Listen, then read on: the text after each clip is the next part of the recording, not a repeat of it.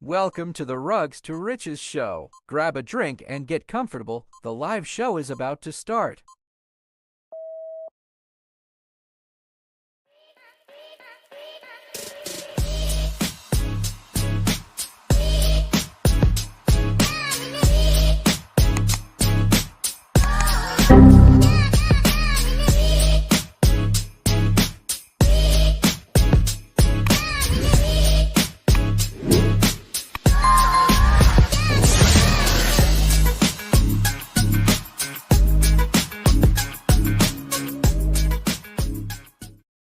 What is going on, everybody? Welcome back to the show. It's another Monday night, and we got Alyssa in the house. What's going on, Alyssa? Not much, guys. Start to a new week. Listen, Alan, I don't know if that shirt's gonna work. You just kind of drive me crazy already. Like your collar's fucked up. You might need to go put your other shirt back on. Oh man! So for all you guys just now tuning in, didn't get to see behind the scenes, I was having a shirt difficulty. The shirt was too much of a V. Had chest hair coming out, kept bothering me. I was all over like a bush right here. Yeah. Yes. I mean, I might have saw a nipple or two. I'm just saying. Like the Janet Jackson Super Bowl nip slip. I mean, Alan, they might all want to see that. I don't know. True. Maybe, but I have to go on OnlyFans. You got to pay for that. Right? We do have free.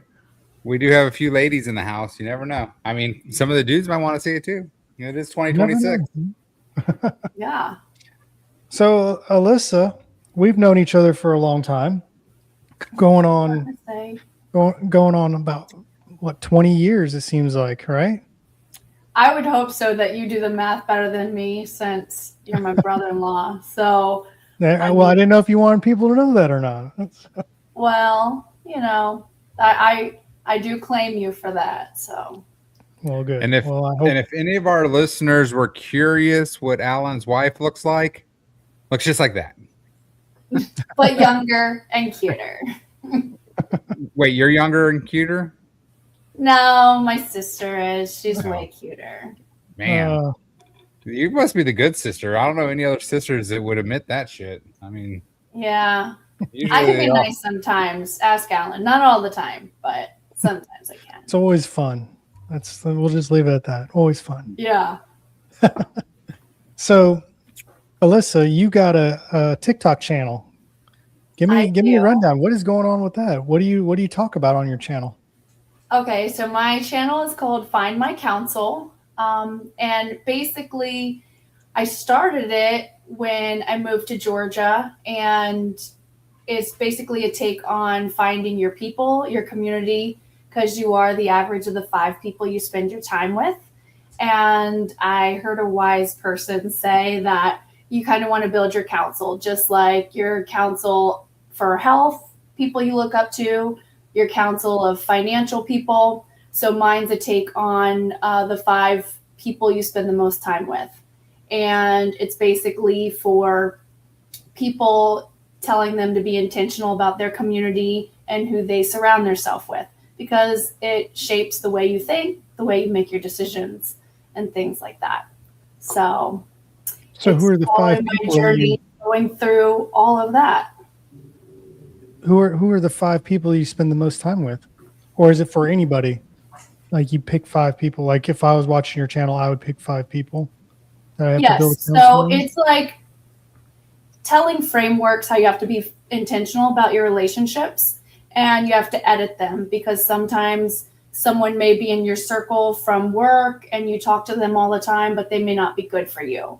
So you have to constantly evaluate your 5 people, because you want people around you who are honest, that might inspire you. It goes back to where you're at and your part of life. So it's going to change over time based on where you're at. Well, that's why Chris keeps me around, because I'm honest and trustworthy and loyal. Yeah. Ain't that right? Yep. All those things. Yep. And when you stop being that way, then he's got to look and say, you know what? It's okay to close that chapter. He was good for that period of time. But if he's growing and you decide to, stall out on where you're at. There is a reason why I moved away from Alan. I'm just saying. Yeah. Sometimes that happens, man. That's what Alyssa did. She moved to Georgia to get away from me. See, I know. everybody's running. Everyone's moving. running. So, Alyssa, what are you drinking tonight? I know that I'm drinking the viral TikTok lemonade. What is I'm that? actually just a sober cotton candy kind of girl tonight. Oh, put some vodka in it. Join the crowd. I know. Yeah, what are you doing tomorrow? You can have some. I've got some Jack and Coke. Lighting up, having a good time right now. Yeah, so someone says it's your net worth is your net work, or your net work is your net worth. I can't remember which way it went. Your net work is your net work. Is that No, your network is your net worth. your net worth is yes, your net. So along the same lines is what Alyssa was saying. Yeah. Mhm. Well, Yeah, surround because yourself with if people you're like around you. someone who's not in the same mindset as you're going to be drugged down in that mindset. And so that's why you have to constantly evaluate it, because some people don't grow at the same pace you do or what you're in at that time. And so it's just a constant reminder. Sometimes we just fall into the trap of, this has been my friend for 20 years, but it may not be good for you. So what would be your advice for if you're stuck in that trap and you're with like someone around you, let's say coworkers or friends or whoever that's not on the same path as you anymore? What would you have to say with that? Well, you would have to evaluate that for yourself and come to the realization. And sometimes maybe it means not spending as much time with them anymore, because when you spend time around them, you're in a different mindset or things like that. So maybe they don't need to be in your inner circle. Maybe it is something you have to end a friendship sometimes. Unfortunately, no one ever wants to do that, but sometimes it's necessary in order to be where you need to be. Well, what if that one person was your 15-year-old son? Well, then you're in Can't big stand to be trouble. around him anymore. Yeah. Well, you only have 3 more years, and then you can kick him to the curb. That's it. I'm just Yeah, kidding. and dude. I can tell you, it does change. Yeah, It gets better. You're contract obligated for 18 years. After that, now they better ship up or ship out. Yeah, Yeah. I'm almost on the way. I mean, Olivia's November will be 18, so we're Well, almost she's there. not 18 yet. I thought she was No, 18. She graduated when she was 17. So Uh, funny enough, there's a lot of things like she couldn't even get an apartment on her own if she went away to school because she is not 18. that's crazy. I didn't think about that. Yeah. And How did now that how her did car young is Sheldon get out totaled, of there? what? I said, how did young Sheldon go to college? He was like 13. I don't know. I don't think he went. Well, it was I young don't think Sheldon. he went away you to know, college though, right? He went to Cal. Yeah, he went. he went to Caltech, yeah, and they lived in yeah. Texas. He had a dorm room. Well, He was special. but when he had the dorm room, that was the other school, and he commuted back and forth when he had the dorm room. Yeah. Well, they could get a dorm. Like, she could get a dorm if she lives on campus, but she couldn't get an apartment on her own. Just like a car loan, because her car's totaled, it still has to be in my name because you cannot do anything until you're 18.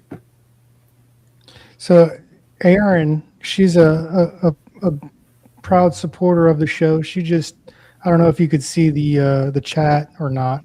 She just I typed can in. now. You can now. Yeah, she said that she just took her niece off to college on Saturday because her and her sister aren't getting along. Erin, why aren't your sister? Why are you guys fighting right now? Is it over crypto? I think it's her sister and her daughter, not. Oh, her. okay. I was going to say, we know sisters don't always get along. That's just a natural thing, I think. I thought that was a Tyson thing. Maybe, but seems to be all sisters. But dropping them off for college, that's a hard thing. I'm I'm so thankful. It's like you want them to go, but I am a little grateful that Olivia stayed home this year because I'm not ready to let her go at 17. Yeah, that's a mom thing. Yeah, it's totally a mom thing. My husband, on Yeah. the other hand, he's like, yeah, she can go. Yeah, my oldest turns 18 in November as well, but he's behind in school. So not behind, he's where he's supposed to be, but he's still a senior. He's still a senior. So Yeah. So, Alyssa, Yes. I want you to be completely honest and be truthful in this conversation now. Okay. What do you know did about his crypto? shirt look bad? His That's shirt my was shirt. terrible. It's gonna be it's gonna be an ongoing theme. I showed up to the podcast and he's like, does this shirt make me look fat? Shouldn't I keep it? How do you like my bush? My nipples out? I don't know. I gotta feel comfortable. Gotta feel comfortable in my space. We know. I know. Maybe one day we could see the Ron mower in that shirt. Only in your previous shirt should we see The it. Ron Moore. I don't think anyone knows about the Ron Moore. No, it's one of Alan's specialties. It's really great. So So, the Ron. So want have me you to ever? be honest about my crypto knowledge? Yes. Okay, so I don't know a whole lot, but what I do know is I love it in the fact that everyone can see like the ledger. So that way Okay. there's no hiding behind, those scams and how people like to do things. So I feel like it's right where I'm at in my part of life right now is I'm tired of all the corruption and let's just hide behind certain things. Well, I can definitely tell you that there is a lot of corruption in crypto. Well, Even though we there is pretty much everywhere. That's true. That's true. We don't want to say it, but there's a bunch of scams out there and bad actors. But for the most part, you're right. You can't hide. We can track money wherever it goes. Yeah, It's all in the blockchain. It's good and bad because they say that crypto is anonymous, but it's only as anonymous as long as you don't know the wallet, right? Because like you said, that's actually you have a lot. That's pretty advanced stuff, knowing that it's trackable and stuff like that. Because once your wallet's discovered, they can actually trace all of your wallets, right? So once anybody has public knowledge of any of your wallet, they can start tracing that wallet to every other wallet that you've been associated with, right? So that's actually kind of the problems that they've had with Bitcoin is stuff like the drug lords and things like that, that once they discovered their wallets, now those cryptos have been tainted because it's El Chapo's Bitcoin, right? So I actually think that's kind of a cool thing that you can start selling a Bitcoin because you know that this Bitcoin has been in El Chapo's wallet, or something like that. Yeah. You can trace back the history. So that is pretty cool. Oh, that's interesting. I never even thought about that. But Yeah. you don't know if that's his wallet or not. Well, I mean, it's the big thing is once they do discover it, they can't trace it back. So it's anonymous until it's not, and then once it's not, it's way not. So that's kind of those things that you have to be careful with. Okay, so do you know what the largest cryptocurrency is in the market? I would say Bitcoin. Isn't that the original? Yeah, that's correct. All right. Ding, ding, ding, ding. We've got a winner. 1 point for me. All right. Well, here's a hard one. I don't know.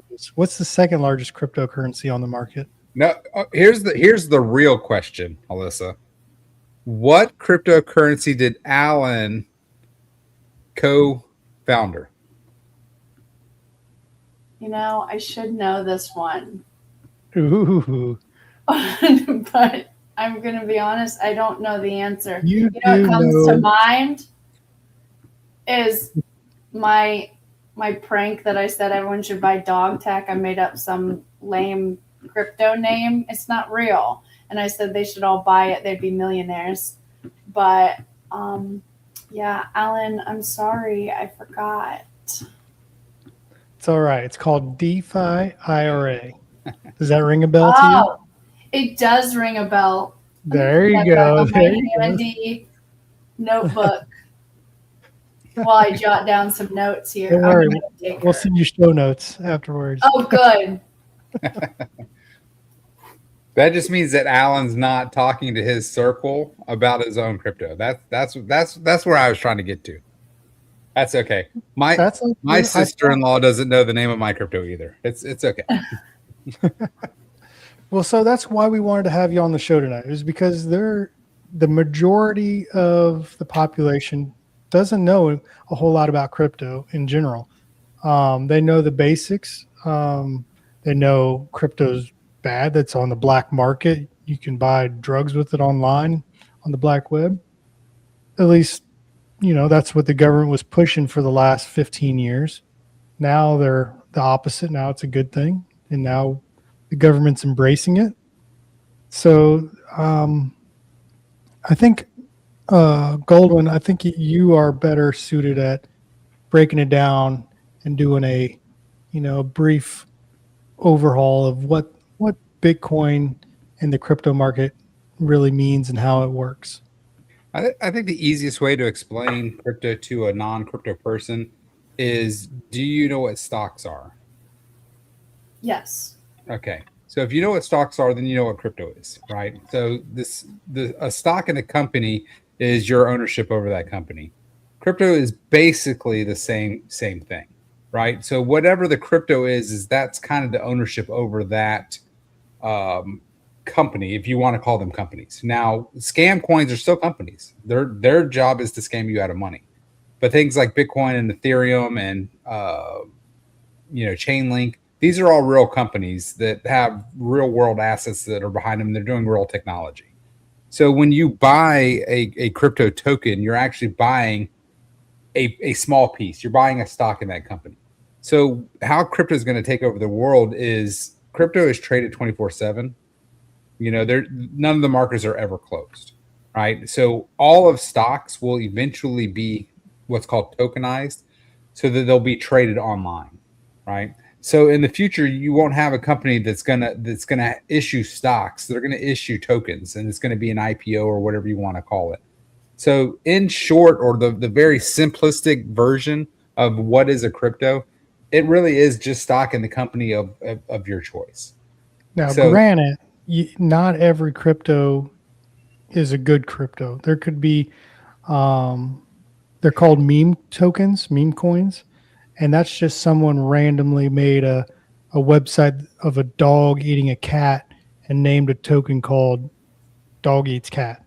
Yeah, I would say like my dog tech that's just made up. Yeah, just made up bullshit. Yeah. So Alyssa, how old are you? Can I ask that? Yes, you can. I'm 46. All right, so 46. So you're around when the internet bubble. You were probably a little young for that, but you were around when the internet came out and all of the .com things. All right, so all of the .coms were fake companies that were starting with a website, and then they were selling shares into their company. Okay, that's kind of where crypto is right now. Crypto is a little bit beyond that, but same thing. All of these crypto companies are starting and they're issuing their shares to the public, right? And that we're going through every 4 years, give or take, we go through a hype and then a crash. And every time we crash, thousands upon thousands of those companies go away, right? So same thing like when you think of the .com bubble, which those were real companies that issued shares and then they didn't have a product to back themselves up and they ended up going bankrupt. That's kind of where the crypto market is too. So things that have real world usages or real world vision where they're changing things or they're adding to things, those are the companies that are going to succeed.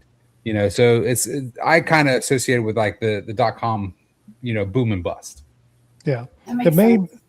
The main thing about crypto versus stocks is stocks, you have to buy stocks on a exchange like Robinhood or Fidelity or Charles Schwab. You have to have a broker. A broker, yeah. Sorry, a broker. With crypto, you can buy those Then on. they get a fee. So is crypto different? You wouldn't have to pay a broker fee. You don't. Well, there's still somewhat of a fee. They're called gas fees, or there's some places actually charge a fee, like Coinbase charges a fee to buy on there. But say I would associate Coinbase and Robinhood and things like that for crypto are brokers still, right? They are, but my point is that you can't take your stock off the broker. If you do, you have to take it to another broker. With crypto, you can take it and put it right into your own private wallet. So crypto is more, think of it like change, coins, dollars. You can put it in the bank, which would be like a broker, or you could keep it in your own personal wallet at your house, put it in your safe. That's what it is, but it's all digital. So it's not physical, but it's digital. And if you lose your phone, you still have your private keys, hopefully, and you get a new phone, put in the private keys, and boom, there it is right there on your screen. So you never lose it. You can go through 1,000 phones as long as you have your private keys to unlock your personal wallet. You can access your wallet anywhere, your crypto. So that's a big thing with right now. These foreign governments like Russia and China, they're really getting into the crypto space because the U.S. has sanctioned the U.S. dollars and all their dollars for their bank accounts. Well, with crypto, you can't have sanctions. No one can stop it. So you can have $1 million in Bitcoin in your wallet, and no one can stop you from moving moving those funds wherever you want, from wallet to wallet. Unlike having cash in a bank and then they freezing your assets. Yeah. Right. So it is the future. So one thing that I always like to ask non-coiners, if you want to call it that, is what are the negative, what bad things have you heard about crypto? I mean, obviously scams and things like that, but I always associate, like, whenever I run into people, they're like, oh, it's going to go to zero. And I look at them and I'm like, let me ask you a question. So I don't know when credit cards came out, but when they came out, everybody was like, oh my God, this is the end of the world. Now everybody, everything's gonna. That shows his age. Yeah. No, I don't remember when credit cards came out. You just said you did. No, I'm saying I don't remember when they came out. But I do know that it was a taboo. Like when I talk to people that are older than me, they still don't really use credit cards or whatever. Now checks, I remember being taught in school how to write a check, and who the hell uses those anymore? But right, oh man, it drives me crazy. Most places don't even accept them. Yeah, right.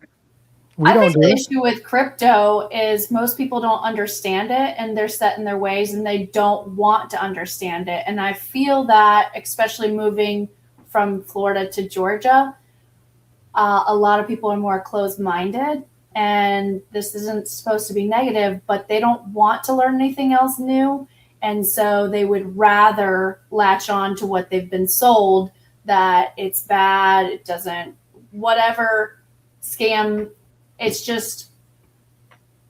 too scary, so they don't even want to invest the time to understand what it actually is. Yeah. Crypto is going to hit mainstream when normal people don't realize they're using crypto every single day, right? Mm-hmm. So one thing that COVID did for me is it convinced me that we are 100% going to be cashless faster than most people believe, right? When I saw whenever I saw, oh, we don't have coins. It's like, why don't you have coins? Oh, they stopped making them. Well, that's a lie. Like, first of all, and to me, what happened during COVID was them kind of backing out of the physical monetary system, right? Because they can't track cash. That's the big drawback for the government, is they can't really track the cash. Now, don't get me wrong, they know that's why it's serialized. They know where every single dollar is whenever it pops up, right? So that's why I think the government's now starting to push crypto, is because now they're going to be able to issue you money on cards. You'll have a debit card, Right. and your money will be there. Well, that money will be transacted in crypto on the back end. So the average person, that gets money from the government or gets their Social Security or they get whatever benefits that they get on a card, they're just going to go to the store just like every other day. But all that money is going to be moving back and forth through crypto rails. Yeah. That makes sense. Well, It's kind of like the whole AI bubble that people don't believe is coming, and soon enough, we're going to need crypto because that's where we're headed. yeah. It's that AI bubble. That's kind of scary. I'm glad you brought that up because I was looking into it last week. It costs so much money to run like a question when someone types in a question into ChatGPT. It costs a lot of money to do that. So Ford and Microsoft, if I can remember right, was it Microsoft? Maybe it was Oracle, but I know Ford was one of them. They laid off like 1,000 or 2,000 employees because they had their AI that was taking I over see it their in job. my company right now. It's taking over, and people don't want to admit it. But if you're paying attention, it's happening everywhere, and it's scary on the things that it's able to do. That I'm not a fear person. I'm just saying realistically, and it makes sense for companies if they want to save. Like we've already let 2 departments off and things like that. It's just For sure. things are changing so rapidly that that's another reason why I feel I wanted to learn more about crypto too, because I feel like that's the direction that we're going. And that's just what I've seen with way too many documentaries on AI and the different things that it's going to look really different in 5 years. And I believe that. For sure. Yeah. To be honest with you, you won't even realize you're using crypto by the time it hits mainstream. Like right now, when you swipe your credit card, it's moving money from one transaction from your bank to Walmart's bank. When you go to Walmart and you swipe your card, it takes like 3 days for that to happen, but it does it instantly through digital codes, right? So Walmart says, okay, I collected your money. The bank says, okay, I got your money, but it takes like 3 or 4 days, business days, for your money to actually get to Walmart's bank account to transfer that money. It's crazy. So with crypto, it's instant. Your money is in their account. So that's the future. That's where everything's going, and you won't even notice that. Everything will probably be the normal for the majority of people, and just not realize how much crypto is being used. But back to what I was saying about the AI bubble, I believe it was Ford.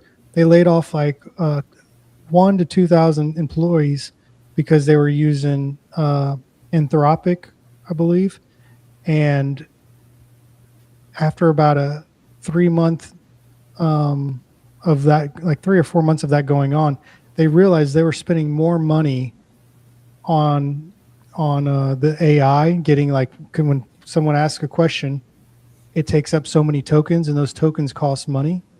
That it was costing more than just having the employee employed with them with payroll. So they called up all the people that they laid off, all the engineers, and brought them all back online.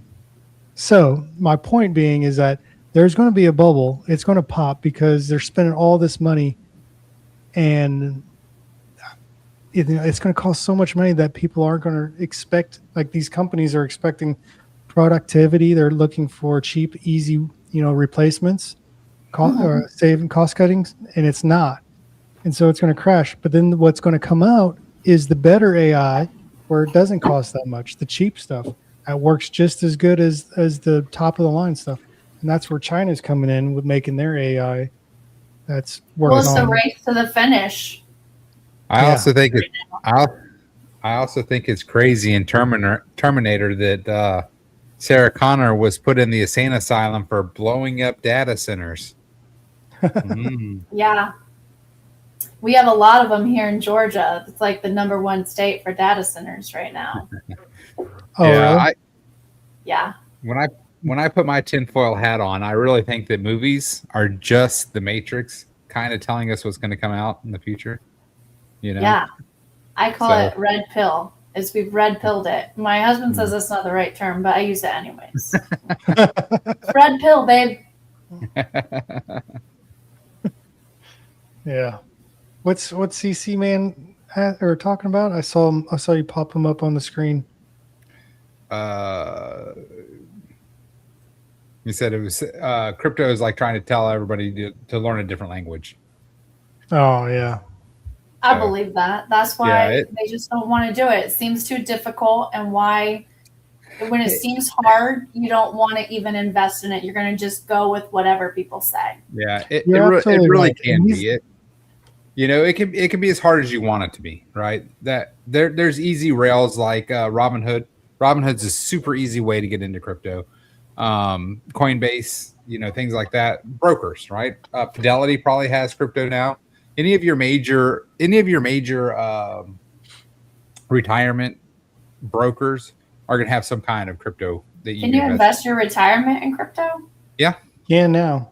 you can now, for sure. So if you have any kind of self-directed IRA, there's rails that you can use. There. So Erin in the chat, if she's still watching, she has a crypto IRA right now. Yeah, So, and she can move around. And our crypto, this one right here, DeFi IRA is in her. I love it. Is in her wallet, so it's pretty cool. Yeah, that's actually in her. Oh, IRA. I should have seen it. It's right here on the screen. Duh. There you go. It's in the name. It's in our name right there. Hey, it's late. It's been a long Monday, guys. I'm telling you. No worries. No worries. Um, But yeah, and they're cryptos and ETFs now. So normal, traditional finance people that are, I'm not getting into crypto. They can buy the S&P 500. Well, they can also buy Bitcoin on an ETF.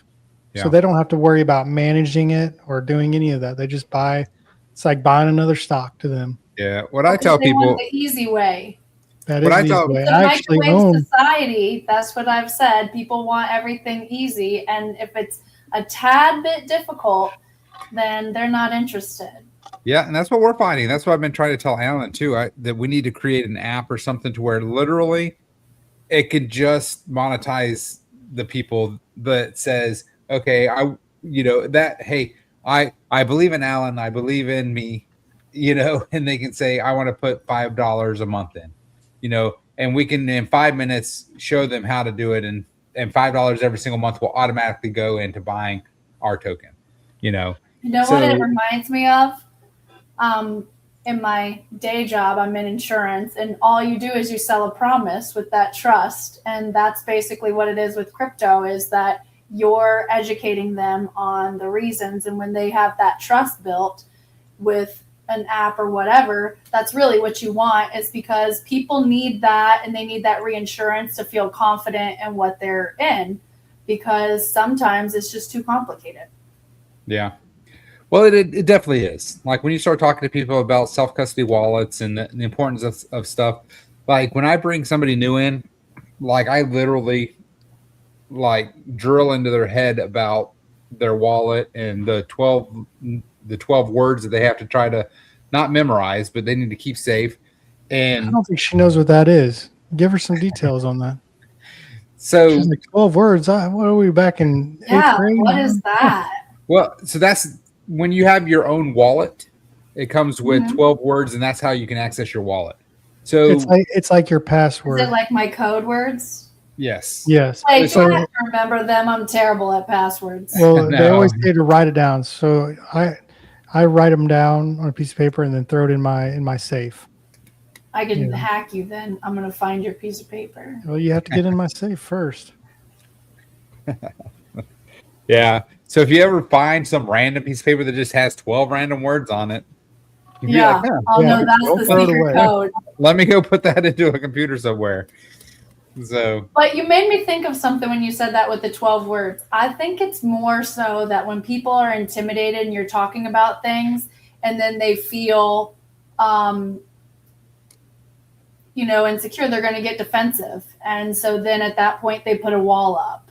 So it's only natural sometimes because you don't want to feel stupid. And I think that's part of it. I think you hit it on the head that people do not want to be made to feel dumb. And so if they don't know something and somebody's trying to explain it to them, then they innately they're defensive, exactly like you said. And therefore, if they're made to feel dumb, then they just shut down. They don't want to hear it. Yeah. And then that's when they come with all the excuses and they're not willing to learn because you've made them feel dumb. They've got a wall up, and that's, at that point, crypto's bad. It's terrible. You're right. Listen, you're right. I'm not going to lie to y'all. If you haven't tried this damn TikTok lemonade, bro. It's hitting you, huh? What is the TikTok lemonade? Go ahead. Let's hear it. Yeah, we need the recipe now. All right. So the recipe is you get 1 gallon of lemonade from Chick-fil-A. Okay. Oh. So you're either using the regular lemonade if you like the regular lemonade, or if you want the diet lemonade, get the diet lemonade. So you get 1 gallon of lemonade. Well, what are you drinking?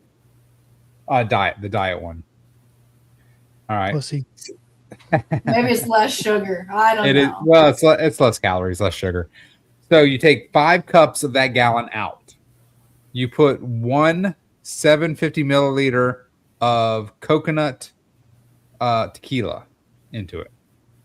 So the whole bottle. So you take 5 cups out, you replace it with a bottle of tequila. You add a cup of triple sec or orange liqueur like Grand Marnier or Cointreau. We're still debating on how to say that one. No, I think you're right. I saw it on a show the other day. Cointreau. And then a half cup of fresh squeezed lime juice. And that's it. Shake it up and you're good to go. You now have a lemonade margarita. And coconut. You can drink that whole gallon forever. I don't know about I have one glass, 1 cup. That's it. And I'm telling you, I'm pretty toasty. Now, to be fair, it probably hit me. I haven't drank since December, so 1 glass would probably have me on the floor. It's two tequila floor. Yeah. And the big thing is like, I mean, you have an entire bottle of tequila in it, and then a cup of orange liqueur in it. So it's pretty. First of all, it's fucking tasty. Yeah, I was going to say it sounds good. Like, it's freaking tasty. And then they do cool shit like toasted coconut on the rim and shit. But I just wanted to drink it. I didn't need all the free shit. So I see this comment in the chat from CC Man, and it got me really thinking. He said he was listening to a Bigfoot podcast, and he tried to talk to, some people about it, and their eyes glaze over. Mm-hmm. And I'm curious, CC Man, do you believe in Bigfoot? Because who doesn't? I believe in aliens. Bigfoot, I don't know about. I think that might be a wise tale. Like, I feel like look for one, Alan. I don't know. How can you say no? Like, I mean, it's just a tall motherfucker in the woods, right? And that what Bigfoot is like. A tall That's hairy. Been lost out there forever. I mean, I don't know. I've seen Stranger Things. For sure. Like, there's definitely Bigfoot before there's damn aliens. Give me a break. Yeah, and CC Man lives in Seattle, so there's like that's a big he doesn't live in Bigfoot area. He's in Oregon. He's in Oregon, right?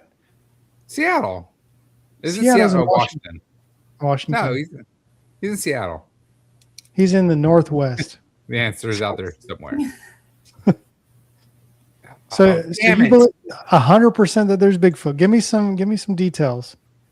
Damn it! I would have lost that bet. CC, I'm going to send you a link because I'm. We should have bet crypto. DeFi, IRA. We do bet all the time, actually. Actually, we have fantasy football coming up. We need to see if people are interested in playing. Do I get to pick my 12 words from my wallet? No, they're random. That would be really nice if you could, to be honest with you.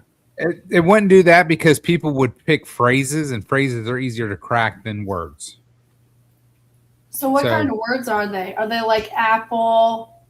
Hold on, let me open my wallet and I'll tell you. Yeah, like library, apple. I mean, red. Yeah.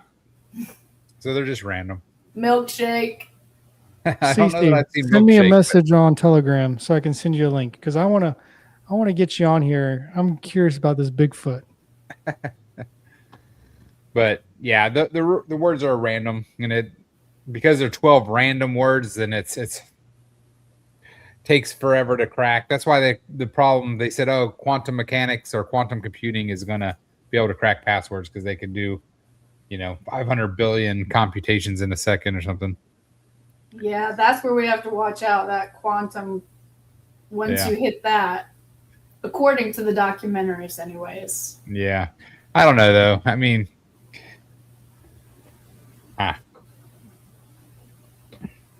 I've taken a break from that.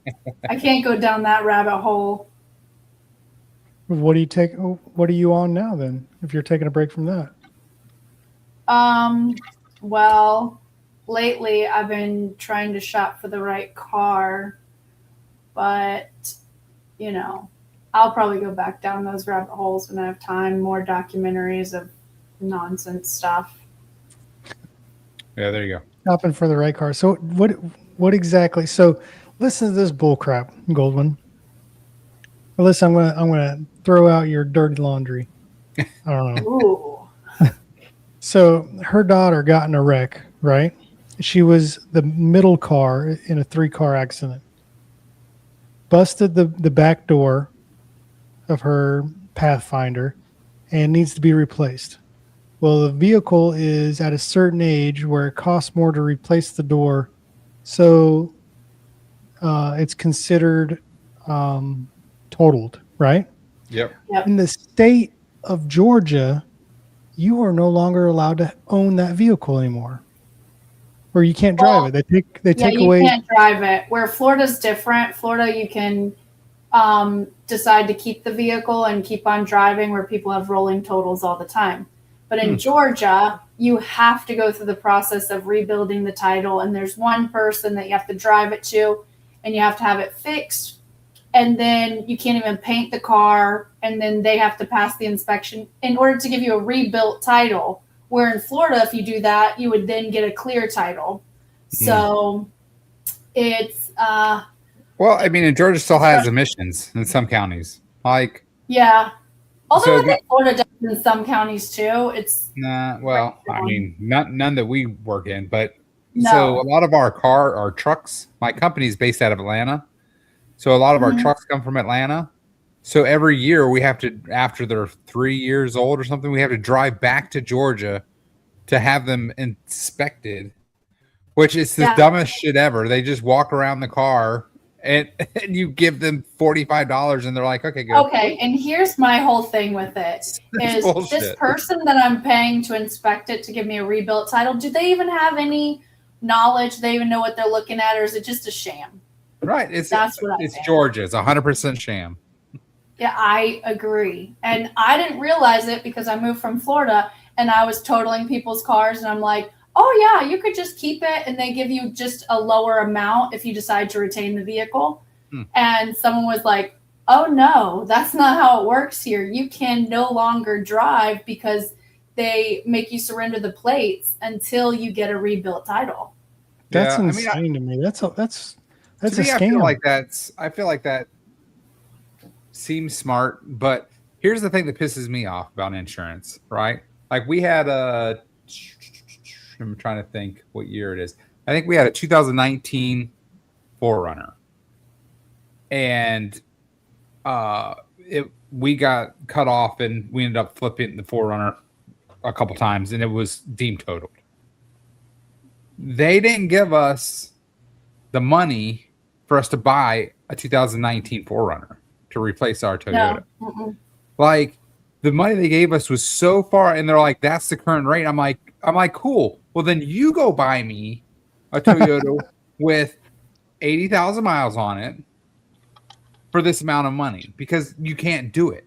Like nowhere in, a 1,000 miles radius of me or 1,500 radius can you do that.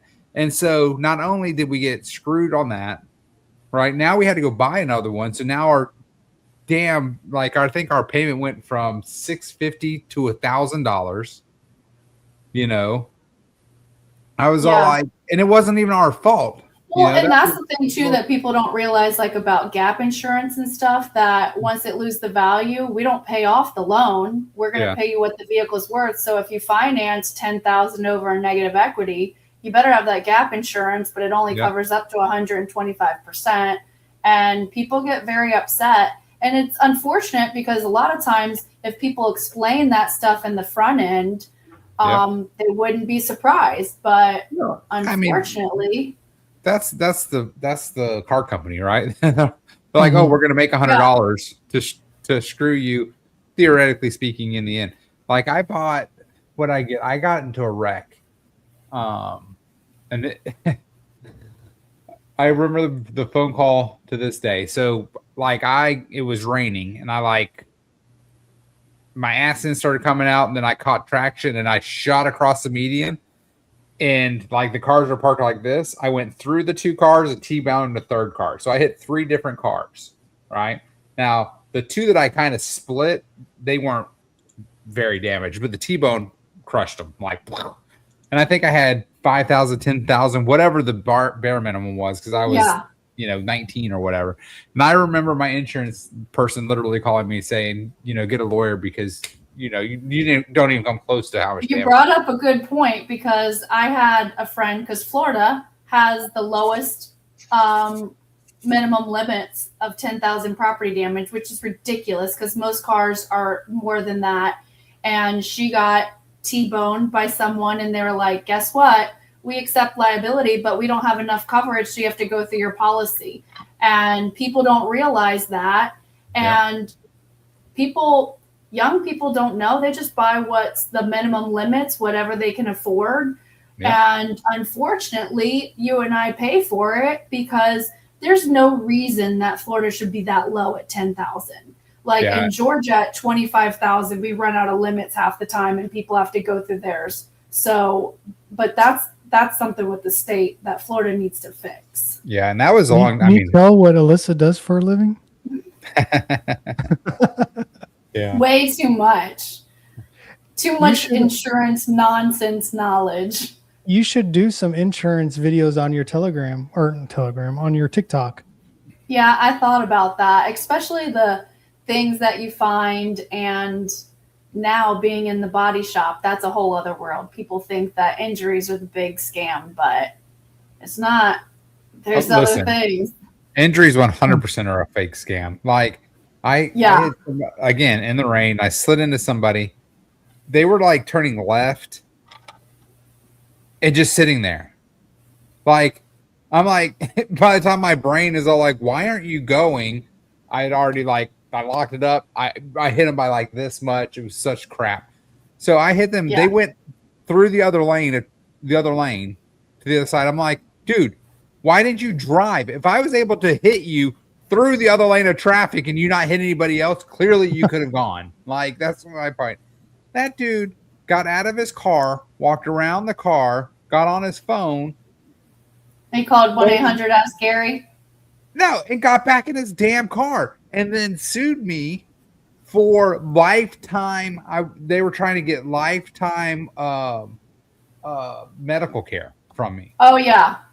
I was like, what do you mean? The guy got out of his car and walked around the damn car. Yeah. And now all of a sudden he's so injured he can't work the rest of his life. No. I hate the worst when it's a scratch on the bumper and they're like, oh, I'm so hurt. And I'm like, it was a scratch. Literally, it was not even $600. It's all about making that dollar nowadays. Yeah. And that's the easiest thing to cry. I think, unfortunately, too, with the sue happy society is that, oh, I have a payday now. Someone, I really wish that the U.S. would create a common sense court that every single thing. It's called Judge Judy. Yeah, that every single thing has to go to That's first. what it is. And if it gets thrown out, whoever brought the suit that was frivolous has to pay, right? Because then people would stop all this bullshit. Hey, you know, Michigan's one of the only states that's truly a no-fault state that everyone has to go through their own insurance, actually for their damages, unless the car is legally parked, then it goes under property damage. But Right, so- people think Florida's no fault, but Michigan, and people hate it if they live near the border and come into Michigan and someone hits them. It is truly everyone has to go through their own insurance. That's I interesting. think everyone should be like that in a sense because it makes you think twice of going through your insurance. I think everybody should carry a gun because people would be way nicer if they knew everybody could shoot them in the face. Yeah. Well, guess who I got on this? We got a CC Man in the house. What's going on, CC Man? See, CC man, I thought you were driving a tractor earlier. Well, I don't know what you were doing, but literally, I thought you were driving a tractor. What made you think that? I don't know. You had something, and I don't know what you had in your hand or something. Overalls and the cowboy hat. I don't know. I'm like, is he driving a tractor? Yeah, there you go. You had the umbrella in the background. It looked like you had a steering wheel. Okay. They all have a I see. factor. And then you look like you had a steering wheel. I was wearing a big red hat. See? It's perfect. CC, how's the new gig going? Going great. That's awesome. Painting That's lockers today. Oh, really? So, Yeah. Alyssa, I don't know if you know this or not. I don't know if you know CC Man. You know, this is I don't. probably I'm Alyssa's enjoying- first time listening to our podcast. But CC Man, he's been around on the show for a while, and he just got a new gig. He is now the principal of a middle school or high school. The high school. The school Oh. itself is K through 12, and I'm the high Okay. school principal. That's awesome. Small. Way better than private middle school. What's that now? Way better than middle school. Middle school scares me. Middle school is my jam, actually. Oh. I spent most of my career in middle school. I vibe with middle schoolers, but high schoolers also. All ages, K through 12. I enjoy it, but What happened? Hold on a second, CC. We lost you, CC. Are you there? yeah, I see Okay, we you. can I hear didn't you. lose anything. We lost you for a minute. I think it was Okay. on our end.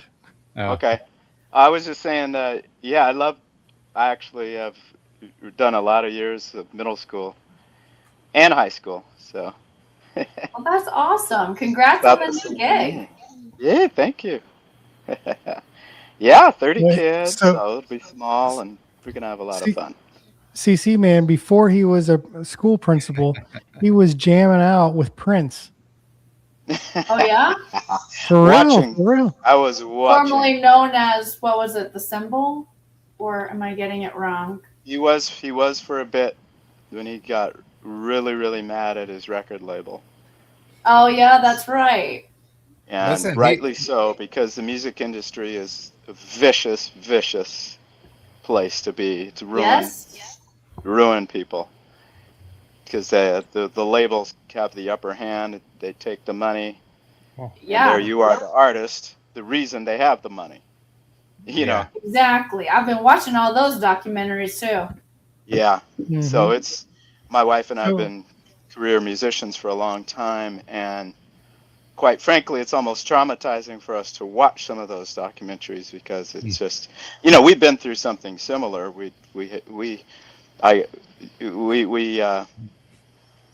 We recorded at Universal's recording studios. So there's one of the world largest publishing is Universal Music Publishing Group.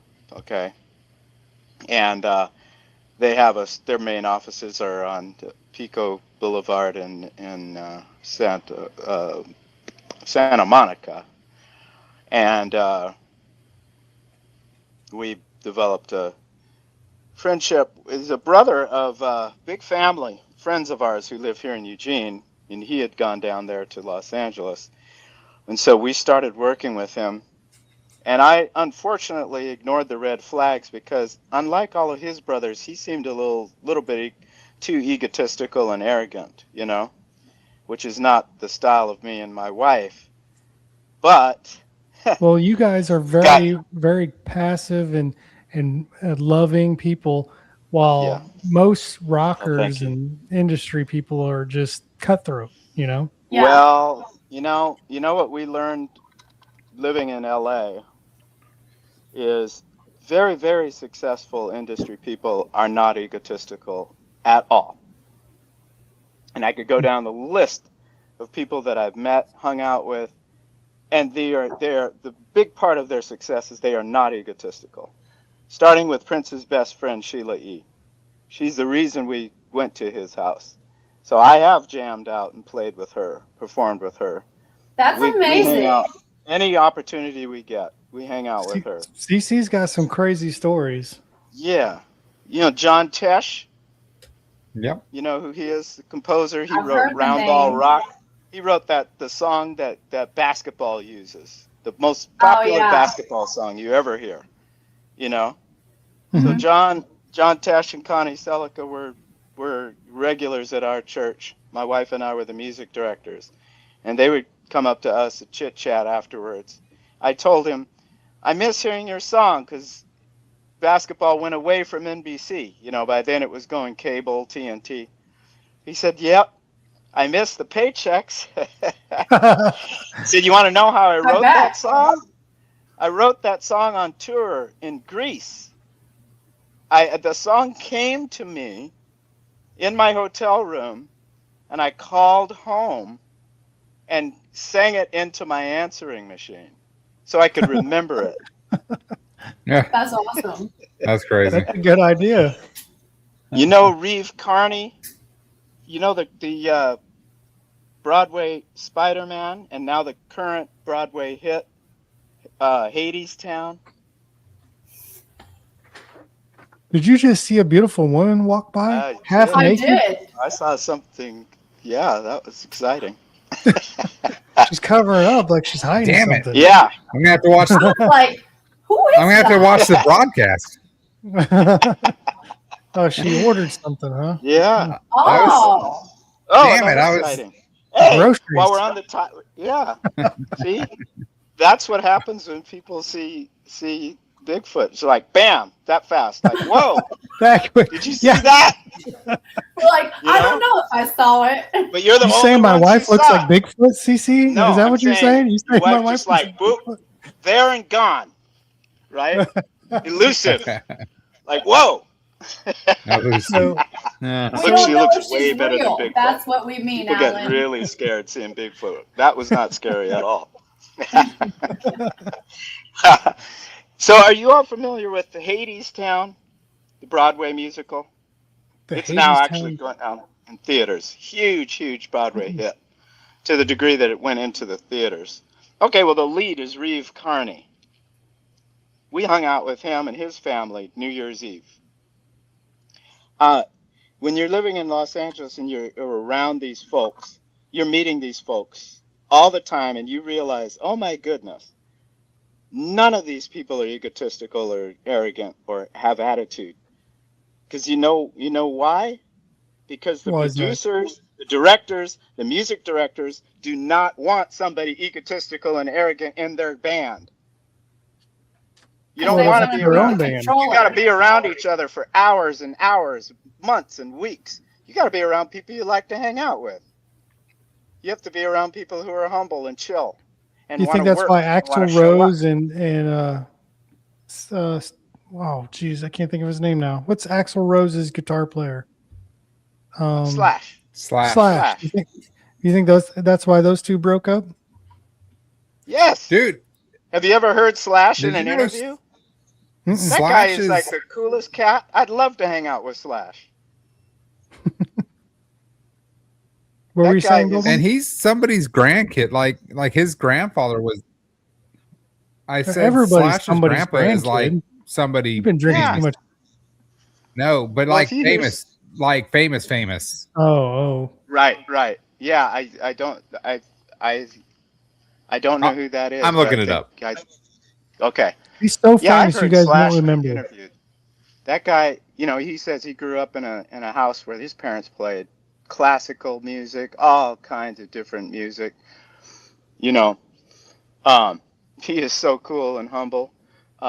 If you listen to the guys who produced Janet Jackson, Jimmy Jam, and Terry Lewis, those guys grew up in Minneapolis around that whole Prince scene. Minneapolis has been an incredible hotbed for music. And you listen to those two guys, they grew up with every style of music. They're not exclusive to like, oh, it's all, only soul music is the great music. No, you don't have that attitude. You appreciate all kinds of music, all cultures, and you become well-rounded. That's why those guys are so incredibly successful. CC man, Nile Rodgers, the same type of attitude. let me She's let me tell you, Alyssa over oh, here, okay, she yeah, can tell you about the number one singer of all time, and her okay. name is Britney Spears.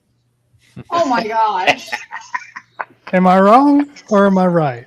That I is her used to be number a one. Britney fan. I felt bad for her. You're And you're I still a think Britney fan. You follow her Yeah, on I get it. TikTok or Instagram, watching her booty shake. I I I feel don't bad for her anymore, too. actually. Why? I'm not on You're not Instagram anymore. So I don't follow her, but you're not a Britney fan anymore. I mean, I was free Britney. I mean, I think they did her dirty. I I think agree. she lost her mind, and I think it was definitely Well, her promoters and everything. you Getting know, in at a young age, I think, really screws with your head. yeah, Of course, all that I don't stuff. know. Hey, you know what? It's a miracle that Justin Bieber is doing as well as he is. Because Hmm. he Yeah, had to get around. He true. had to get around that Diddy disaster, nasty, Oh, that horrible. whole dirty Do you ditty. think While he he was got a touched by kid, Diddy? there are people whose lives are ruined by the industry, not just in music and in Hollywood, including God rest her soul, who died yesterday, Hayden Panettiere. Oh, I saw that. Yes.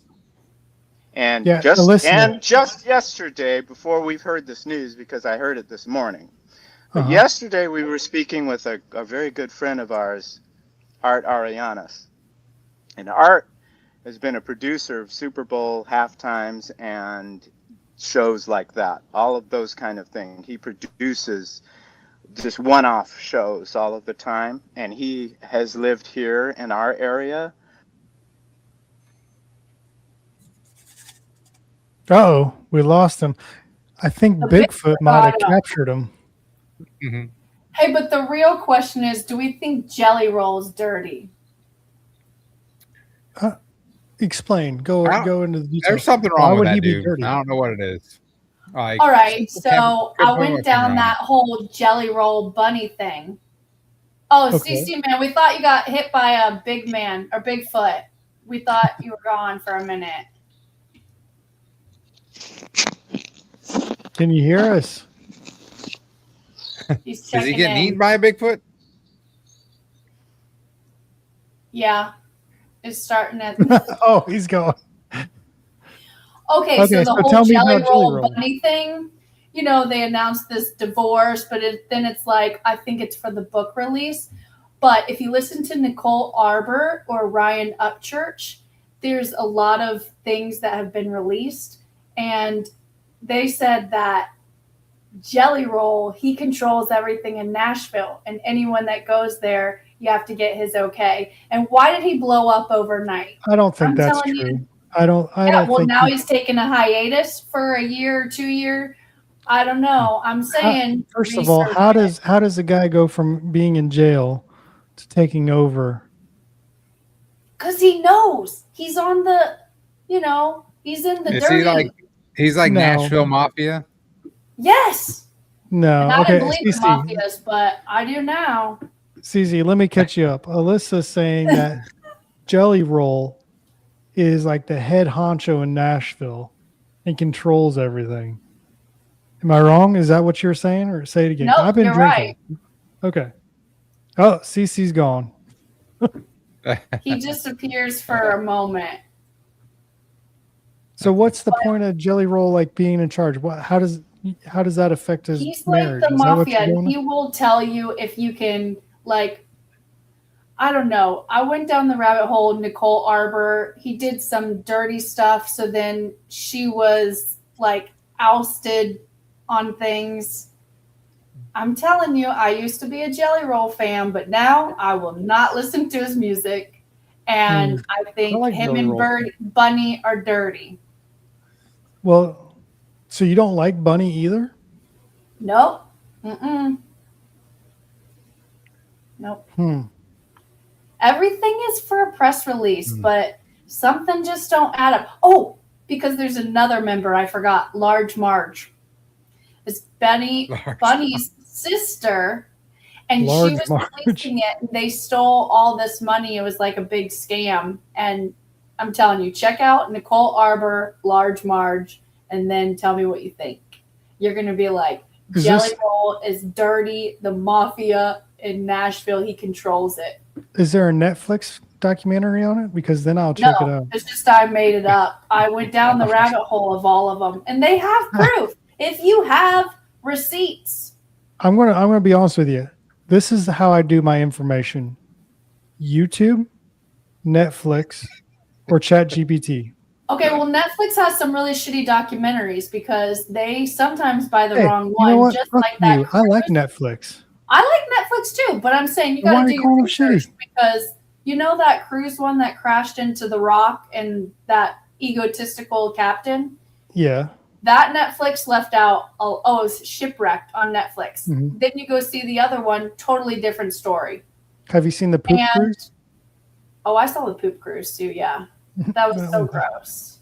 So I would be gross. like, "Get me off this boat." What kind of vacation is that? CC, you're back. Can you hear us? It's frozen again. Oh no! I tell you what, Bigfoot is over there chewing on the wires at his local cell service. Something's Bigfoot. weird. Now It's do you believe freezing in up on me. Bigfoot? I can hear you, CC, but I just can't see you. Someone turn the lights out. I heard there was a. Oh my God! What's You've going seen on? it here I first. told you. What is going on? Maybe Casey, it was are you Jelly all right? Roll. He was saying, "Nope." Sounds like a storm's coming in. I know. I was thinking of muting him, but we might hear some like. Casey, I feel like it's a dish, like a what do they call it? I can't even think of it right now. It's his wallet, his crypto wallet, just going. I could have swore I heard like a big. It sounds like it's raining. Oh! There it is. That's a roar. That's a roar. I'm hearing something. I CC, told are you?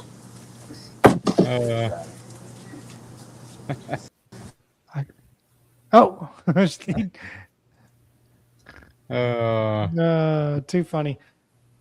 I really wanted to get him talking about the Bigfoot thing because I'm curious about that. There's a lot of people who believe in Bigfoot. I'm just not one of them. Which is not. I saw one here. I think when I was driving in one of these small towns, they have one out there. Wait. You saw a Bigfoot? Yeah, they have. I mean, it wasn't the real one, but maybe it was a mold of one. Next time I drive through that town, I don't remember what it is. But I'm gonna get out saw and take a picture. Bigfoot. It was a wooden version, but I saw one. So, Alan, Alan, you're pretty close to the Green Swamp. There's a big thing in the Green Swamp area about a big. Yeah, it's called oh crap, what's it called now? See, this is what happens when I start drinking. I can't remember shit. It's this not the swamp ape. Yeah, something like that. Swamp ape or something. Yeah. I thought you said swamp aid. I was like, swamp ass. Oh, swamp ass. that's what happens in Alabama. CC, can you hear us?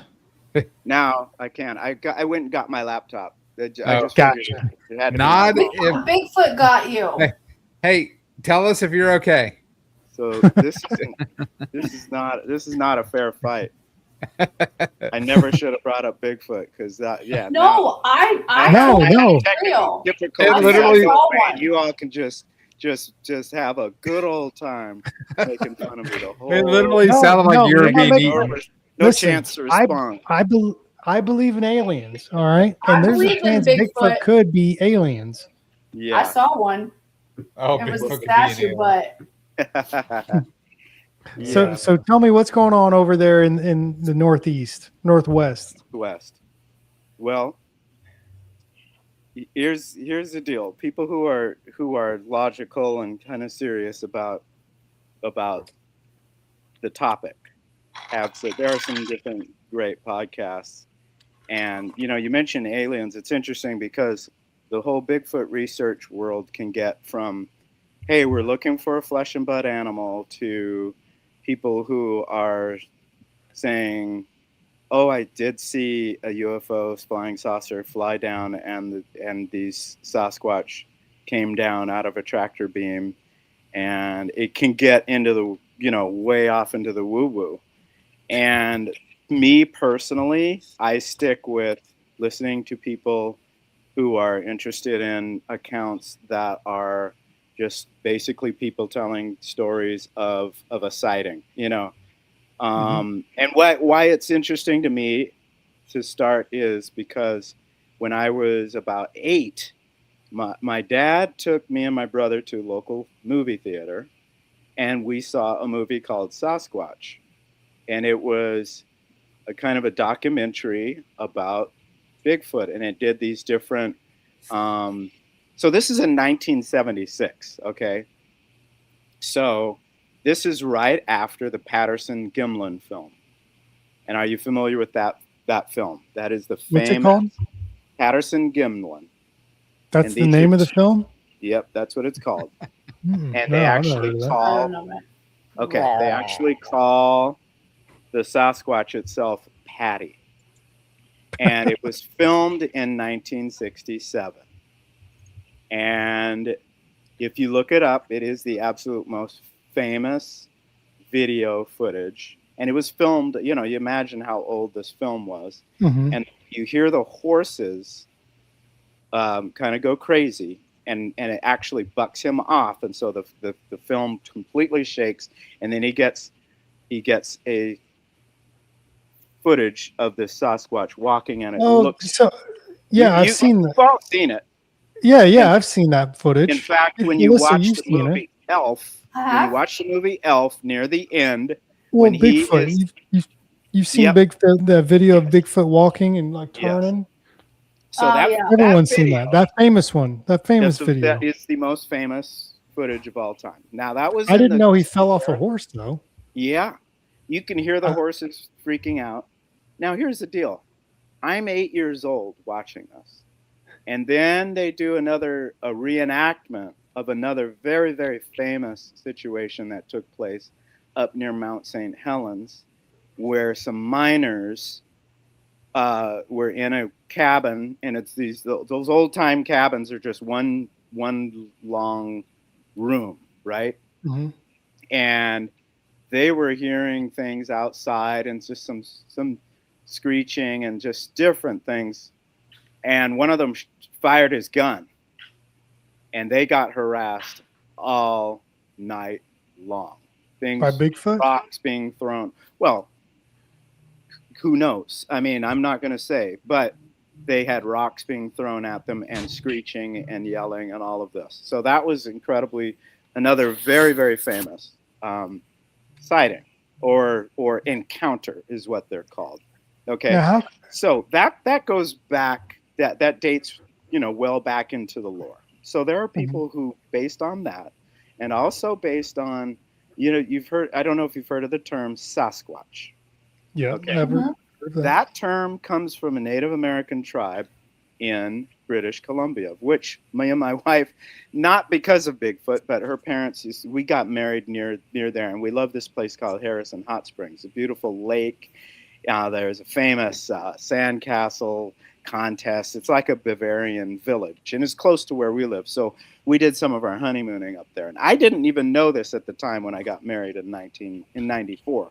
But now that I listen to podcasts, I come to learn that the term Sasquatch came from a Canadian man who worked for the government, who was assigned to kind of spy on the Native Americans, but he didn't really like that assignment. He was a teacher, and he really loved their culture and loved the people.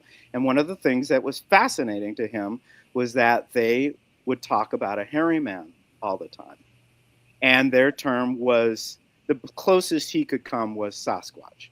Well, now that we're 100 years removed from that, and people talking about it, writing books, and multiple different people who've taken it very seriously, they've come to realize that virtually every single Native American tribe has some lore of a hairy man, a tall walking creature that is a part of their folklore.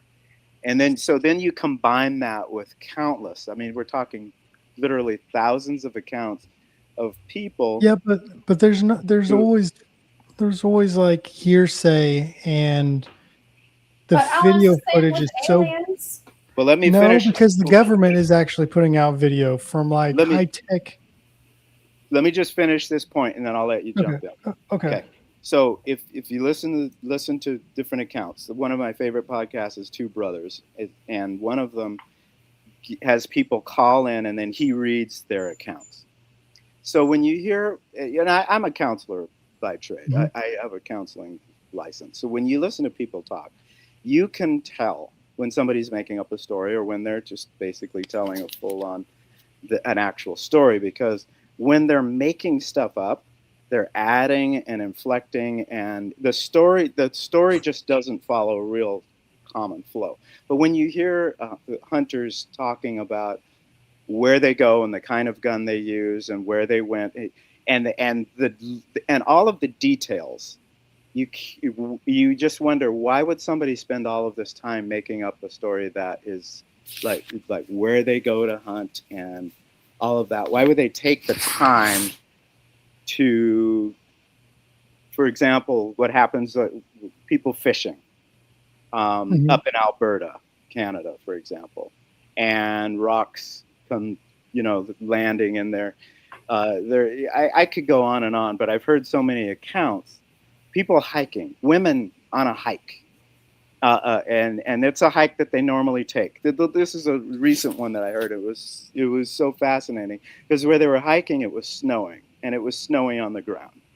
And they hike the hike all of the time. And they look out in the field, and one of the women says, "Look at those mounds out there in the snow. They are never there. Those mounds." And all of them look out there and they go, "Whoa. Yeah, those mounds are never out there." And they start walking toward, just because they're totally curious. They're like, wow, I wonder what they are. So they start walking toward the mounds. And they're talking, and they're not thinking a thing about this, because they're just on their hike. These women always do this hike together, but they're going off the trail a little bit out in the field.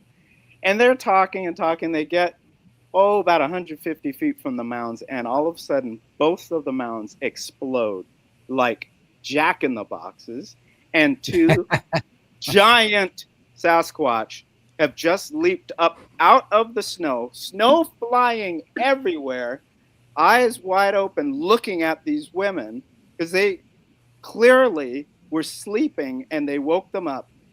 And the women turn and run away as hard and fast as they possibly can. And the woman who's telling the account says, "I looked back, and the two creatures were running the other direction." And she said, "I tried to get my friend's attention, say, they're going the other way. They're going the other." But the three other friends were so scared, they just kept running. I'll tell you what, this is the first time I've heard a story where there's two.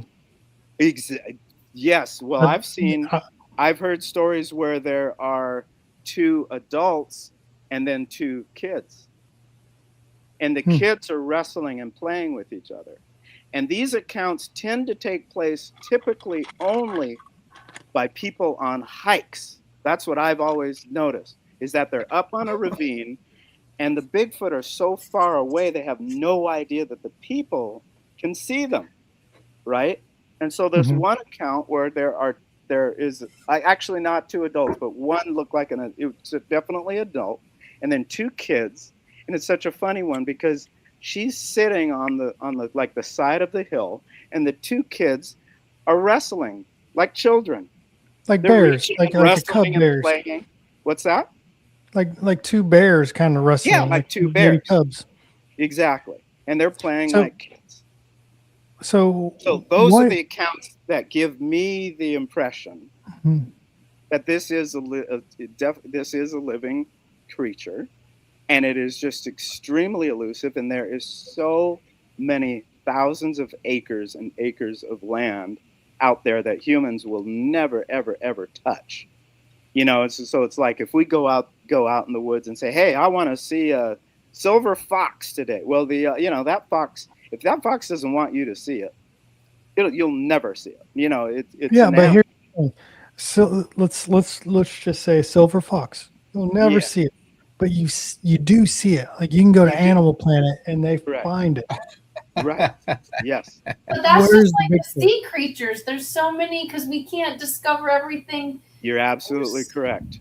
That is a true example. The sea, the deep sea, there are creatures That's that different we may though, never ever. It's not. How is it different?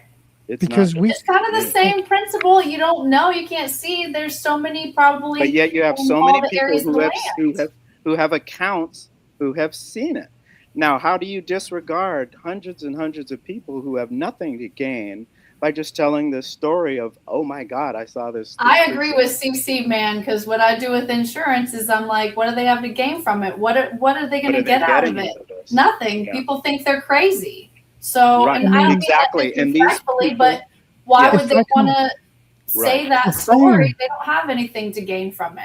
Right. for What fame, are they like getting? if I was What kind of fame? Not fame. What kind of fame? Like these women who told the story of the fame, hike. it's 15-minute fame. They want to get There's- on there's- ABC America or their morning America. show to say, I Well, saw then it. why have we not That's seen that on? Those two Like- women, America. all that they did was they called J.W. Sheehan, and they told him about it on his Bigfoot Terror in the Woods podcast.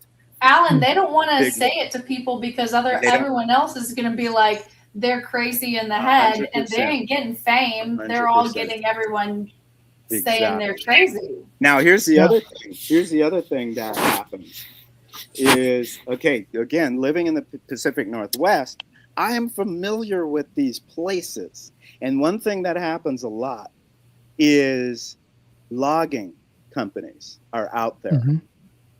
Sometimes they come back to the site and their equipment is all screwed up. Their hydraulic arms of a tractor bent. Can't be used anymore.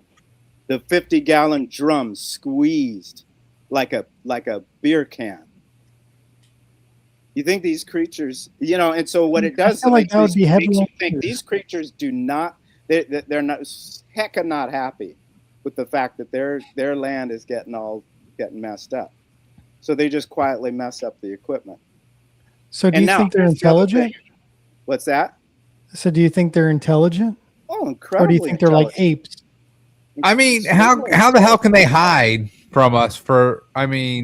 Well, have you ever seen aerial footage of the Olympic Peninsula fly over? I mean, I live right in it. I mean, where I live, I live in my city. It would take me, I get in my car, it would take me about 7 minutes to get out in the woods, out. And that's just right here in my city, 200,000 people right here. But as soon as I take off from my airport, I can look down, boop, nothing but woods. We don't really conceive of how many acreage of just trees and trees and trees and mountains and streams. And so people who are seriously looking, you see them along trees, you see them where the deer are, the different kind of accounts. If you go from Georgia, for example, Georgia, Alabama, the everyone deer are sees smaller. deers. What's Everyone that? sees deers. I said everybody has seen deer on the side of the road. We've But you- seen elk. We've Yes. seen big old, what are they called? Moose? But you know how Moose many cookie or whatever? deer? Yeah, how many deer there are? No, Deer are no. actually considered an invasive species because there are so many deer. They You know, are. there are so many deer, right? And so we're probably talking about a totally different type of a population. You know, I mean, there are hunters who have had where two guys are hunting. One is at the top of a ravine, one is at the bottom of the ravine, and the one at the bottom wants to help get their elk hunting and help the elk get up the hill. So how many of these different animals that are endangered species? Like, wasn't there a Bengal tiger that there was like less than 100 in the wild, and they had to go and rescue it? Like, how many of these Bigfoots are there to where we can't find any of them? I don't know. They're That's what I'm intelligent. They saying. hide. But and you mentioned the military. There are a lot of ex-military. Have you heard of Fort Lewis up in Washington? It's a very, very, very. I'm not huge, familiar with it. Huge outpost. My dad was actually stationed at Fort Lewis, but a lot of guys who have been stationed there have had encounters. And what happens? There's an interesting thing because you know how the UFOs and the government. There's all of this fishiness. You wonder what's the government role in all of this, right? The same is with Bigfoot. It's very strange when guys like they're on a military patrol or something and they have a sighting and they mention it to their officer and they're like, nope, you didn't see that, didn't happen, nope. And then there are some pretty creepy stories that happen too that make you wonder what is the government involvement in maybe making sure it gets to be like, no, these stories shouldn't really get out there. I don't know. I don't want to get too far off on that rabbit trail.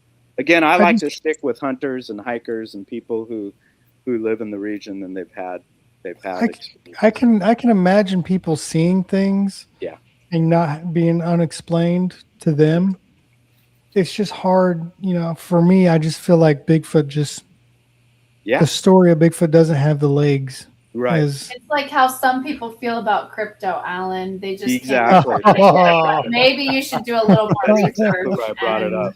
And speaking of legs, you can study it. You can actually study it anthropologically if you look at that Patterson-Gimlin film and you look at some of the other accounts, the way the body is shaped and the way when you get foot castings, it is you can completely analyze that creature with the length of the arms, the shortness of the legs, the way it walks, the way it moves. It's very fascinating how it totally corroborates. But there's also the size difference from Florida to Georgia to Ohio, all the way. They get bigger as you get into the deeper, denser forest, and it's an interesting corroboration with the fact that the deer here in the Northwest are much, much bigger, and so are the forests. That makes sense. And that does make sense. Bigger. So the accounts of the creatures here are bigger. It's very fascinating. Have you heard the story about the abominable snowman? Is that how you say? I can't. I've been drinking. Wasn't that a Christmas story? Or in one of the Christmas movies? There are the accounts in Europe, which there are not many, but there are. The one that happened in Russia where it killed like 5 or 6 people. Yep. Did you hear about that one? Yes, I believe I have. The one I've heard, I believe, is that one. But, yeah, it was like 5 or 6 hikers went out, pinched their tent, never seen for again. They sent a party to go out find them, and they found blood and ripped up tents and everything, and big footprints everywhere. Now, some of those accounts do take place. There are some fairly gruesome accounts of people who have encountered or found remains of bodies way out in the woods, where something picked it up and something bad happened to Ripped it that apart. person. It wasn't a human. You just know it wasn't a human that did whatever happened to that person. Now that story, I believe something crazy happened because there's evidence of Yeah. dead bodies, people Yeah. missing, Yeah. blood Yeah. and guts everywhere. Yeah. Was it a Bigfoot? Yeah. I don't know. We don't, and see, and that's the thing. I'm not saying it was, but it's just interesting when you start to see multiple patterns developing. For example, people see what are structures or nests, Mhm. and by the hundreds, by the thousands. And there's some guys who I were, don't know about that. By the thousands, I mean, there's got to be way more evidence of seeing them. Alan, you just have to open your mind up a little bit. I just said I believe in aliens like 10 minutes ago, and you're telling I me. know, but I'm Yeah, just open- saying. one thing I haven't mentioned is Alaska. The kind of Bigfoot accounts in Alaska are pretty. For example, I would say that's there's funny. a lot. a trapper in Alaska Uh-huh. encountered an airplane that had crashed, and so he looked in the fuselage, and the whole about 6 to 8 inches of the bottom of the fuselage were covered in branches and pine needles and so on. And he Like a said the bedding. stench was absolutely incredible. But here's the thing that really caught his attention. The doors had been pulled open like the jaws of life had opened the door. Clearly the doors had been so that the opening could be made. Yeah. Yeah. So there's just lots of things like that. People who Now, in it was a Minnesota- plane wreck, Right. right? Right. Yeah, but it's probably different. So now that The became damages a look house. different, Alan. That became a I don't house know. for something, for a creature. It's a condo for Bigfoot. Yes. Now there are some people in Minnesota who hunt, and then they have their meat lockers. Mm-hmm. Clearly their meat lockers were broken into like twice, and the second time he saw who was breaking into his meat locker, ripping off, and here he is in the shower, and it's Minnesota and it's freezing cold, and his wife says, "Honey, you got it." And he runs, he's trying to grab his robe and run out there, and the creature runs literally into his barn and runs straight out the back of his barn. There are people who have their chickens taken constantly. Like runs through the wall? Runs through the wall of the barn. Oh my God. I mean, you should hear these and again, like, so my thing is, why can't they find one? Why can't they find a body of an old deceased Bigfoot? Well, you can't that's find my a thing. body. You can't find a body of basically any animal, old deceased. Virtually, let me just put it this way: I'm not an expert, but I'm going off of what I know. A body in the woods decomposes pretty darn quickly because every creature goes and picks it clean quickly. Mm-hmm. That's Every true. dead creature That's true. gets picked clean. Like a in the woods. roadkill. If you see a deer decomposing on stop motion or what I mean. Yeah. You know what I'm talking about. Time lapse. It's beyond. You're just like, whoa, brah, disintegrates. Like sand in the wind. So that's one thing. And then, Jane Goodall, who studied primates, theorized that they could be like primates, where they do pull their dead away from where they die, and they do actually give it some kind of a burial. And that could be what they do as well. That they actually do take their bodies somewhere, And again, we're talking about the kind of woods and forests of which I drive through them. If I go from here to Central Oregon, you wouldn't believe the amount of trees and woods that I'm driving past, and I have no idea, what it would be like. I mean, the minute you start walking into the woods, people disappear in our area hunting for mushrooms virtually every year. Somebody either almost loses their life or they lose their life. Going somewhere and they haven't told people where they're going to go and they get a little bit off the track. I can imagine getting lost pretty easily. And it's instantly life-threatening. Mhm. You know, you get a little bit lost in the woods out here. You hyperthermia, you know, dehydration kicks in. You only have a few days, and you're gone. You know, our woods don't play. I worked a summer in the old growth forest. They're just right up the road from here. Where you go up there and it's like you're in The Hobbit. You are just you are teeny tiny. The ferns, me and the guy I used to work with, we could just lean, just lay back like a recliner in the ferns. They were so giant when we would eat our lunch. Just kick back, put our feet up, and you look up at these trees that are 200 plus feet tall. And we knew that because my job was to measure the heights of several of the trees every place we went. So your job is to measure the trees? Yeah, I was a surveyor for the Forest Service. Oh, okay. I was going to say, I'm like, what job makes you want to measure trees? Yeah, we were surveying the different areas of the forest.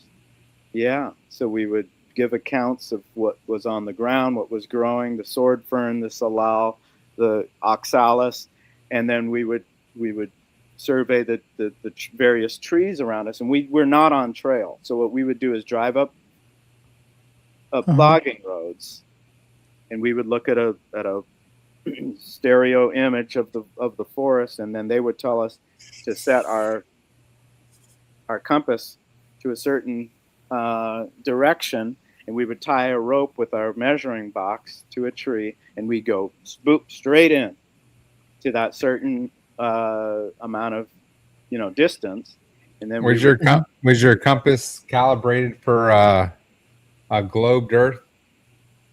I have no idea. We're not going flat Earth. Flat Earth stuff. All right, one last question before we do this duck race for everybody. Yes. Have you personally experienced a Bigfoot encounter?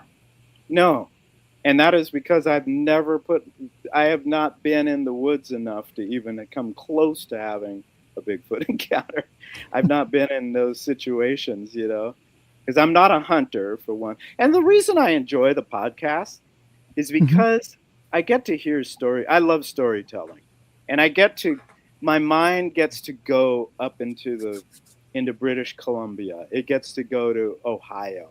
I love that too. Don't get me wrong. I do like the fantasy stuff. Yeah, well, they're describing places I've never been to, and I've never been a hunter, and I get to actually know what they talk about their guns and what they have to do, and the hiking and the packing in and all of that. It's so fun and interesting because I don't do that. I'm not a fisher, a hunter. I'm not really even a big hiker at all, and so no, I've never ever come close, because the extent of camping I've ever done is on private land. I think I've probably shown you pictures. It's in Triangle Lake.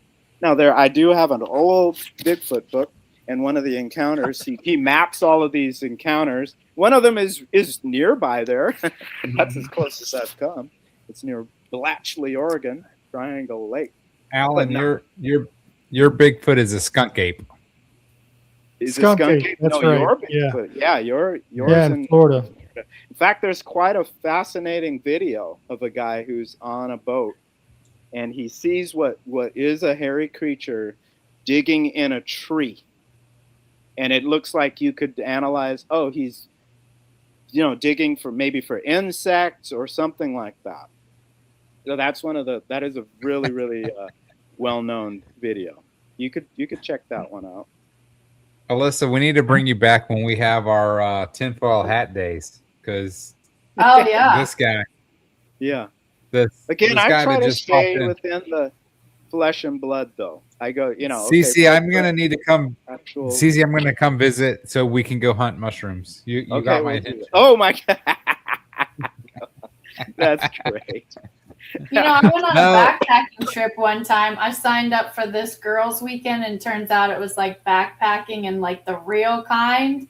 that we slept in tents and you had to dig a hole to go to the bathroom. So, Oh yeah. I mean, I might want to go on this hike. We probably might see something. I mean, if we find the mushrooms, we'll definitely see something. Yeah. I'm all in for that. Yeah. Sounds right up my alley. Yeah. Well, I don't even listen to the accounts of the people who are like, I'm a researcher and I basically have an encounter almost every time I go out. I just turn it off. I don't bother with that. I like the ones where it's like these one-off, these women on their hike. Whoa, just this moment. Mm-hmm. That to me is just it's more realistic. True. That's gotta be. It's like, whoa, that one. They were scared out of their minds. They ran scared out of my mind. They could. They were just freaking out, and that's that. That's the whole story. Those are the ones that I enjoy. So you don't believe any of the stories where they are dedicated to go out and looking for Bigfoot? You don't believe any of those stories? I'm not going to say I don't believe in them. I'm just saying but that they have something to gain from it. So there's a that's true. But they're also because what it does is it hasn't. Yeah, there. In fact, the whole Bigfoot world of people who are into it, because there are conferences all over the place. It is it attracts a lot of people who are real knuckleheads. Just like what we're in crypto, right? Probably, like any other cons, like the reptile cons, it attracts the furries in the group. Is what it does, and they kind of discredit the whole thing because they're so weird, right? So it's just there's a spectrum of people. Chris, what do you mean by furries? I'm just saying. Like, I don't know. I don't know what that term means. Looking for a good time. I really don't. That's for another podcast. Okay. Yeah, we don't have time to get into that. Okay. Well, I just want to say one more other thing. There was a show called Finding Bigfoot that ran for 11 seasons, right? And two of the guys who were on the show, Cliff Barrickman and James Bobo Fay, have a podcast. You might really enjoy it, in fact. They do question and answers. Now, Cliff and Bobo, those guys, it's flesh and blood, that's it. They don't get into the woo-woo at all. And in fact, they are completely honest because they don't care anymore because they don't do the show. They were so mad at the producers of the show for maybe 2 full seasons because the producers kept wanting to make stuff up, and they were pissed about it because they're like, "This isn't." Well, yeah, they got to get ratings. Exactly. They got to stay relevant, otherwise the whole gig's gone. They wanted ratings, and they wanted some fake crap, and they wouldn't do it. Like They're Real Housewives. This isn't you think what we do. And in fact, they had one of the producers who came on like the second or third season, and as an interviewer, and this guy wasn't one of the ones who wanted to do the fake stuff. He just was brought on to be an assistant and help out. It is one of the best podcasts I've ever heard. You don't have to care about the Bigfoot. It's more about this life and producing the show, because he said, yeah, I got on set and I'm with you guys, and I was just going, why are these guys so pissed off? I had to figure out and understand what was going on. They were mad as hell at the upper brass who kept lying to them and saying, oh yeah, we're going to fake a sighting, and then we're going to air it. And they're like, no, you are not, and it was tense for years. It's like how Cliff has never, he's got a museum up in Portland. He lives right in our area. He's never had an encounter. Yeah, I mean, how deep can they dig that hole on Oak Island? I mean, Jesus. Yeah. Yeah. For real. Well, he's obviously not willing to make it up either, All right, Alyssa. Pick a number 1 through 10. Me? Alyssa. 7. Alyssa. Okay. All right. Alyssa, I've enjoyed you quite a bit, by the way. You are cool. Oh, thank you. You'd be a cool sister-in-law, I tell you what. That's awesome. All right. Family's so good. I have a great brother-in-law, and that's why I say that. He's awesome. Alyssa, nice. you look It's- like you're an old timey person. Oh no, you're naked. Are you okay with being naked? Yeah, that's totally fine. All right. So your duck is naked. Everybody parties naked, Pure. right? Just That's pure right. as the Only when That's pineapples are perfect. involved. All right, who do you think's going to win? Oh, I mean, it's gotta- hopefully it's Adam's I think gonna it's going to be win. Alyssa. It's always a duck that doesn't start fast. That's Oh, true. is it really? So I think Alyssa's going to make a comeback. Oh, Oh, they You'll are. be somebody, easy, man. somebody Oh, else. wait, here comes Flyer. I know it's not going to be me because I'm in the lead. Forget it. Oh, Yep. Nope. Flyer. Oh, it's gonna be Flyer. That was a good race. That was. Man, I Flyer. picked 7 and I was 7, so that must be my lucky number. There you go. Well, you should have picked 1. Apparently. You would think being naked, you would have traveled faster.